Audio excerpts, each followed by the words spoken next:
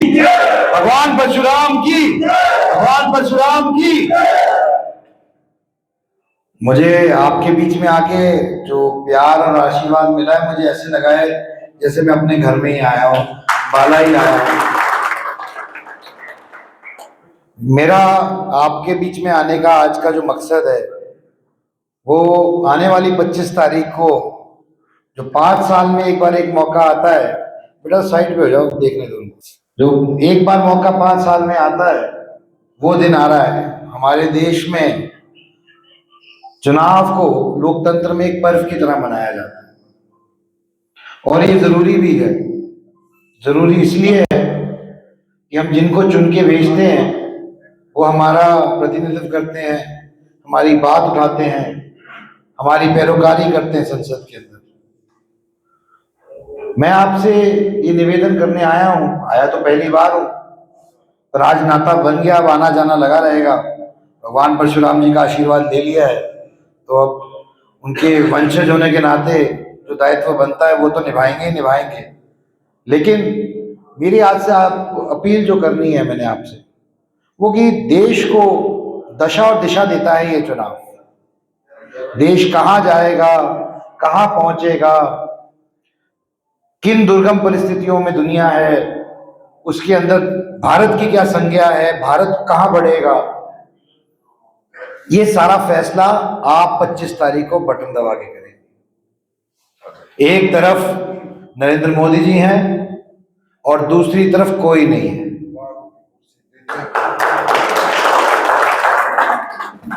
अगर है तो बता दे, कोई पता है किसी को नाम तो बता दे कौन प्रधानमंत्री का कैंडिडेट है।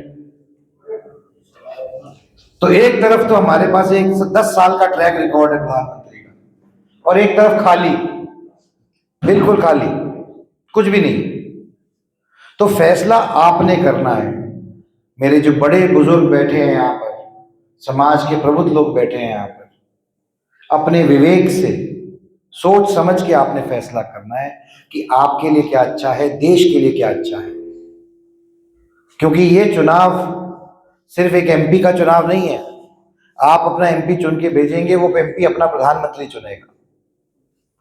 और एक तरफ आपके पास ट्रैक रिकॉर्ड है 10 साल का, और दूसरी तरफ आपके पास शून्य। तो मैं आपसे ये निवेदन करना चाहता हूं कि जो भाई मोहन भटोली जी यहाँ से चुनाव लड़ रहे हैं, अच्छे व्यक्ति हैं, भले आदमी हैं, आपके साथ रहेंगे, आपके बीच में रहेंगे, आपकी समस्या भी समझेंगे, आपकी भावना भी समझेंगे। आप उनको चुनिए, वोट दीजिए, ताकि आप उनको सक्षम बना सके, ताकि वो प्रधानमंत्री बना सके सक्षम तरीके से, सही फैसला ले। एक आश्वासन और देके जाता हूं आपको, और दे के नहीं जा रहा हूं, आपके पास छोड़ के जा रहा हूं। एक के साथ एक फ्री मिलेगा। एक चुनोगे, ये फ्री मिलेगा एमपी दूसरा। दिन हो रात हो, मेरे घर के दरवाजे आपके लिए खुले हैं। मैं कुछ भी कर सकूं आपके लिए, अपनी हिम्मत से बढ़कर भगवान ने सक्षम बनाया है। भगवान परशुराम जी का आशीर्वाद है, किसी चीज की कमी नहीं है। कोशिश करूंगा, बढ़ चढ़ के आपकी मदद करूं, जितनी क्षमता भगवान ने दी है उससे ज्यादा की कोशिश करूंगा। जो रास्ता पंडित विनोद शर्मा जी ने दिखाया है, जो उन्होंने हमेशा हक और हकूक की लड़ाई करने का काम किया है, पंक्ति में खड़े आखिरी व्यक्ति की लड़ाई लड़ने का काम किया है, गरीब आदमी की लड़ाई लड़ने का काम किया है, उसी का उदाहरण है कि जो ईपीबीजी का कानून बनवाया उन्होंने, जो कि आर्थिक तौर पे कमजोर बच्चे थे अन्य समाजों में, उनको मौका मिले, उनको सरकारी नौकरी मिले, ये लड़ाई लड़ने का काम किया और इस कानून को पास कराने का काम किया। सिर्फ इतना ही नहीं, जो धोली का मालिकाना हक था, जिसमें लगभग 28 जातियां आती थी, उनको भी हक दिलाने का काम किया उन्होंने। जो इंटरव्यू सिस्टम की कुरीति थी, जिसकी वजह से बच्चों को मेरिट पे नौकरी नहीं मिलती थी, उसकी लड़ाई लड़ने का काम किया है, उसकी डिमांड उठाने का काम किया है। मैं धन्यवाद करना चाहता हूं मनोहर लाल जी का, जिन्होंने वो इंटरव्यू सिस्टम की कुरीति को खत्म किया, ताकि बच्चों को मेरिट पे, अपनी क्षमता पे बच्चे पढ़ते लिखते हैं ताकि उनको नौकरी मिल सके, बिना किसी पर्ची खर्ची के, बिना किसी की सिफारिश के, उनकी मेरिट पे बच्चों को नौकरी मिली है। इसके लिए मैं धन्यवाद करता हूं। मैं धन्यवाद करना चाहता हूं कि ईपीबीजी का जो कानून पंडित विनोद शर्मा जी ने लड़के हुड्डा सरकार में बनवाया था, वो कार्यान्वित हुआ बीजेपी की सरकार के अंदर।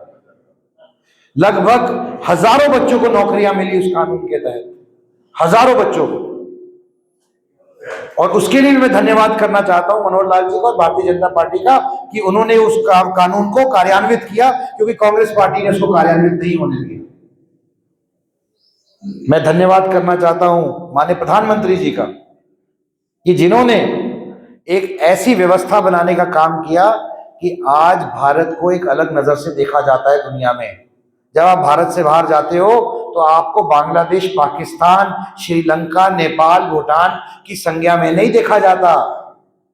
जब कहीं पर कोई आपदा आती है, कोई त्रुटि होती है, कोई किसी भी तरीके की दिक्कत समस्या आती है, युद्ध छिड़ता है, तो बांग्लादेश, पाकिस्तान, श्रीलंका के बच्चे भारत का झंडा ओढ़ के बाहर निकलते हैं। ये संज्ञा दी है नरेंद्र मोदी जी ने।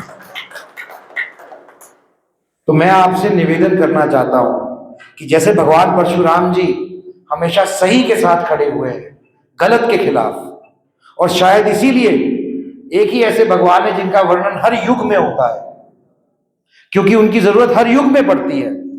ये सही और गलत की लड़ाई हर युग में होती है।